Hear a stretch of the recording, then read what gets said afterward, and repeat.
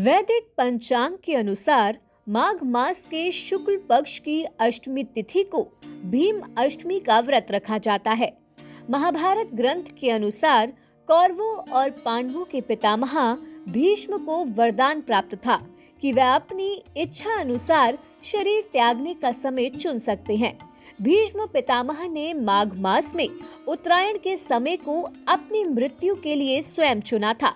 माना जाता है कि जिस दिन भीष्म पितामह ने अपना शरीर त्यागा था वह माघ मास की शुक्ल पक्ष की अष्टमी तिथि ही थी, इसीलिए ये दिन उनका निर्वाण दिवस भी कहलाता है।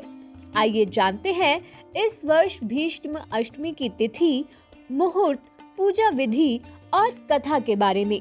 पंचांग के अनुसार इस वर्ष माघ मास के शुक्ल पक्ष की अष्टमी तिथि 28 जनवरी दिन शनिवार को सुबह 8:43 से प्रारंभ होकर 29 जनवरी दिन रविवार को सुबह 9 बजे समाप्त होगी। क्योंकि 28 जनवरी को पूरे दिन अष्टमी तिथि रहेगी, इसीलिए इस दिन भीष्म अष्टमी का व्रत किया जाएगा। इसके अलावा इस दिन अश्विनी नक्षत्र होने से सौम्य नाम का शुभ योग भी दिन भर रहेगा। साथ ही इस दिन भरणी और साध्य योग भी रहेंगे।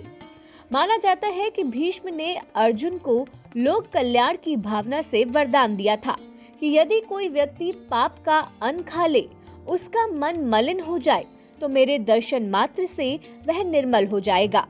इस दिन भीष्म पितामह के निमित्त जो मनुष्य कुश, तिल, जल के साथ तर्पण करता है और गरीबों को जरूरत की वस्तुएं दान करता है, उसे मोक्ष की प्राप्ति होती है। साथ ही इस दिन व्रत रखने से जाने अनजाने में किए गए पाप नष्ट होते हैं, पितृदोष से मुक्ति और पितरों को शांति मिलती है और संतान की कामना रखने वाले दंपति को योग्य संतान की प्राप्ति होती है। भीष्म अष्टमी व्रत विधि इस प्रकार है। इस दिन प्रातः किसी नदी या सरोवर में स्नान करना चाहिए। यदि संभव ना हो तो घर पर ही स्नान करें। स्नान करने के पश्चात हाथ में तिल, जल आदि लेकर यदि धारण करते हैं तो जनेऊ को दाएं कंधे पर लेकर दक्षिणाभिमुख होकर भीष्म पितामह के निमित्त तर्पण करना चाहिए। विधि पूर्वक तर्पण करने के बाद पुनः जनेऊ को बाएं कंधे पर ले ले और गंगा पुत्र भीष्म को अर्घ्य दे। पौराणिक मान्यता के अनुसार जो व्यक्ति विधि पूर्वक इस दिन भीष्म पितामह के निमित्त तर्पण करता है, उसके पूरे वर्ष के पापों का नाश हो जाता है। भीष्म पितामह के जीवन से जुड़ी पौराणिक कथा इस प्रकार है। भीष्म पितामह का असली नाम देवव्रत था। वह हस्तिनापुर के राजा शांतनु की पटरानी गंगा की कोख से उत्पन्न हुए थे। एक समय की बात है, राजा शांतनु शिकार खेलते खेलते गंगा तट के पार चले गए। वहां से लौटते वक्त उनकी भेंट हरिदास केवट की पुत्री मत्स्य गंधा से हुई। मत्स्य गंधा बहुत ही रूपवान थी। उसे देखकर शांतनु उसके लावण्य पर मोहित हो गए। राजा शांतनु हरिदास के पास जाकर उसका हाथ मांगते हैं, परंतु वह राजा के प्रस्ताव को ठुकरा देता है और कहता है कि महाराज, आपका ज्येष्ठ पुत्र देवव्रत है जो आपके राज्य का उत्तराधिकारी है। यदि आप मेरी कन्या के पुत्र को राज्य का उत्तराधिकारी बनाने की घोषणा करें तो मैं मत्स्य गंधा का हाथ आपके हाथ में देने को तैयार हूँ। परंतु राजा शांतनु इस बात को मानने से इनकार कर देते हैं। ऐसे ही कुछ समय बीतता है, लेकिन वह मत्स्य गंधा को नहीं भुला सके और दिन रात उसकी याद में व्याकुल रहने लगे। ये सब देख एक दिन देवव्रत ने अपने पिता से उनकी व्याकुलता का कारण पूछा। सारा वृतांत जानने पर देवव्रत स्वयं केवट हरिदास के पास गए और उनकी जिज्ञासा को शांत करने के लिए गंगा जल हाथ में लेकर शपथ ली कि मैं आजीवन अविवाहित ही रहूंगा।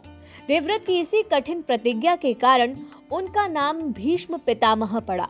इस बात से प्रसन्न होकर राजा शांतनु ने अपने पुत्र को इच्छित मृत्यु का वरदान दिया।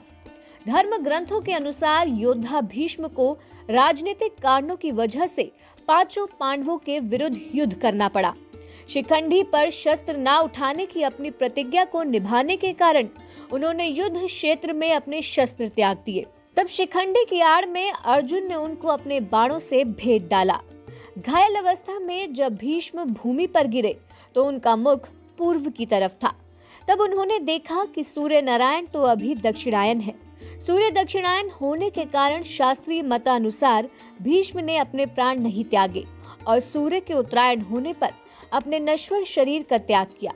स्वयं भगवान श्री कृष्ण ने भी उत्तरायण का महत्व बताते हुए गीता में कहा कि उत्तरायण के 6 मास के शुभ काल में जब सूर्यदेव उत्तरायण होते हैं और पृथ्वी प्रकाशमय रहती है तो इस प्रकाश में शरीर का परित्याग करने से व्यक्ति का पुनर्जन्म नहीं होता। ऐसे लोग ब्रह्म को प्राप्त होते हैं। इसके विपरीत सूर्य के दक्षिणायन होने पर पृथ्वी अंधकारमय होती है और इस अंधकार में शरीर का त्याग करने पर पुनर्जन्म लेना पड़ता है। इसीलिए भीष्म पितामह ने माघ मास में उत्तरायण के समय को ही अपनी मृत्यु के लिए चुना था।